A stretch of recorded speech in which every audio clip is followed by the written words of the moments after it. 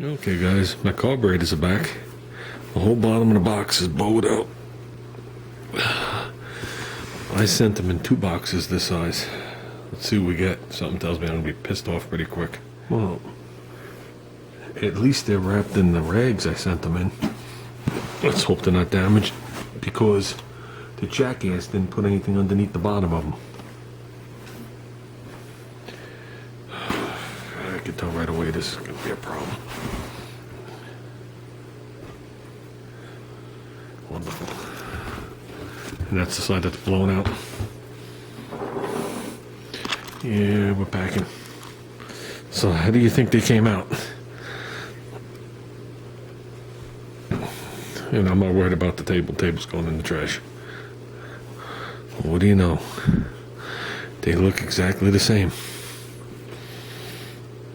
Hopefully there's no damage to them.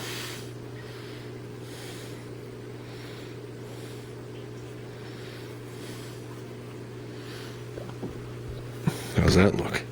Looks better in gold, right?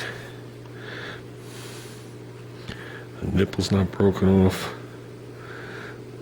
I'm just looking for obvious damage. Make sure none of the threads bosses are crushed. Choke horn isn't destroyed. That doesn't look crushed. That doesn't look crushed. Okay, so this carburetor is good. How do you think the second one came out? I know you guys are a little baffled.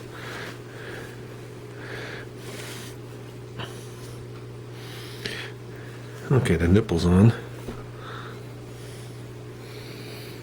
That little dent was always there since the day I got them. This side I left the fittings on.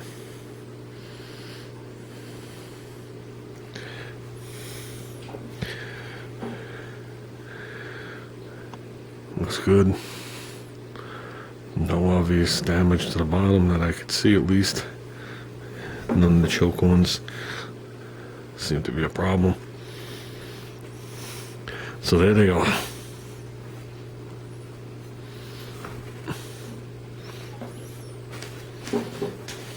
How'd they look? Mint, right? I'm not going to tell you guys the 3-week battle to get these back. This was a losing proposition right from the get-go.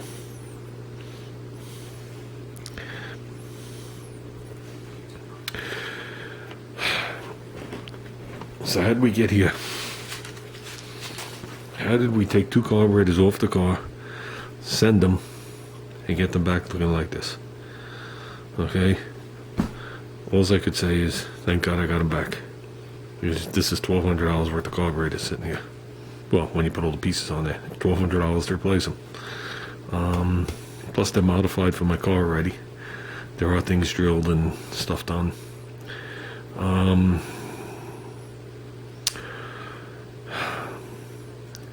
I think when push comes to shove, I don't think the guy's in business anymore. I think that's the bottom line. So instead of him telling me that, I guess he miraculously thought he was going to go back into business, and still had me ship him there. So now there is $110 worth of shipping in these carburetors there and back. Gone, wasted. And 2 months of non-use. Gone. But I don't care. I got them back. So I might have wasted the $100, $110, but they're back in my possession. Now we will take these carburetors. I will drive them 5 minutes from where I work and drop them off at Allstate Carburetor. The same people that I go to all the time for my parts.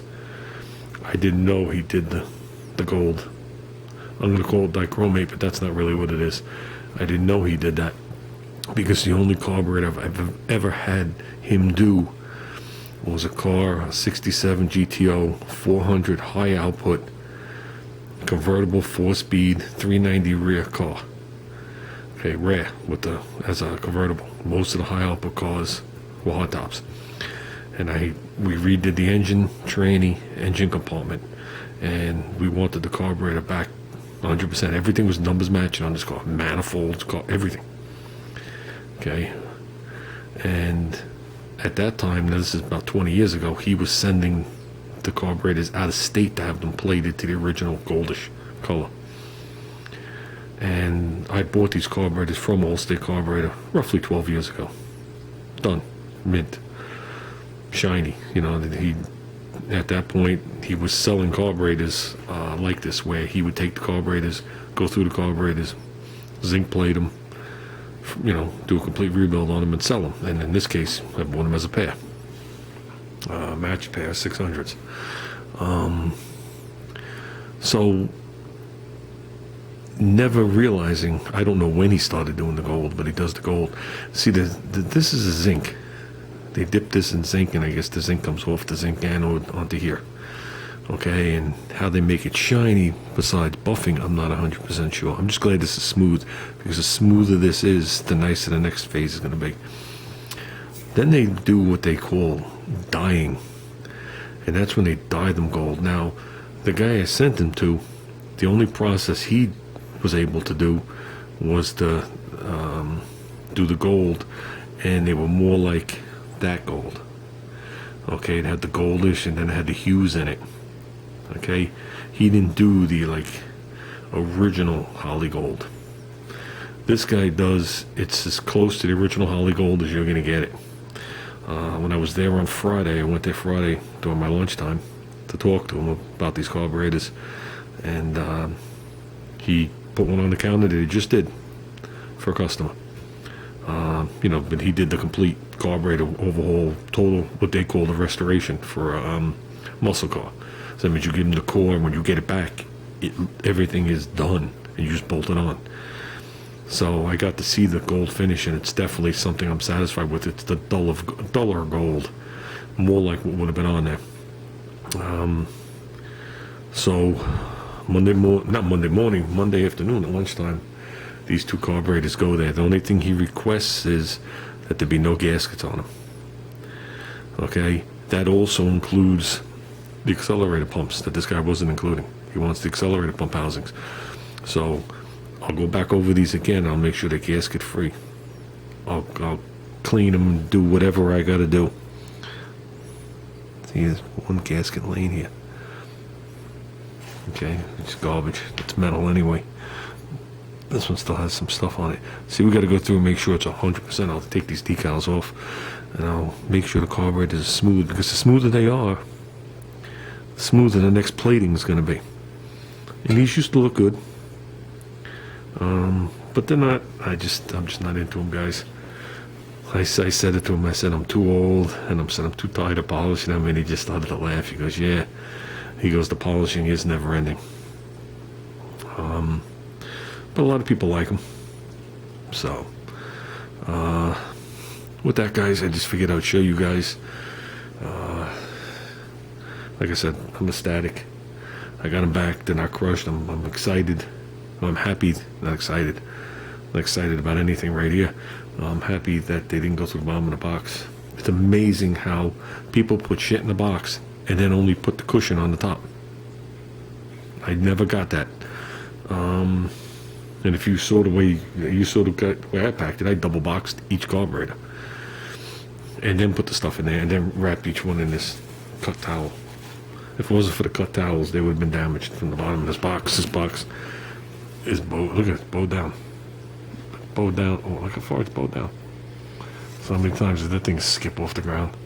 I'm not going to tell you the name of the guy, but me and Mike were just talking about it. He's in Indiana.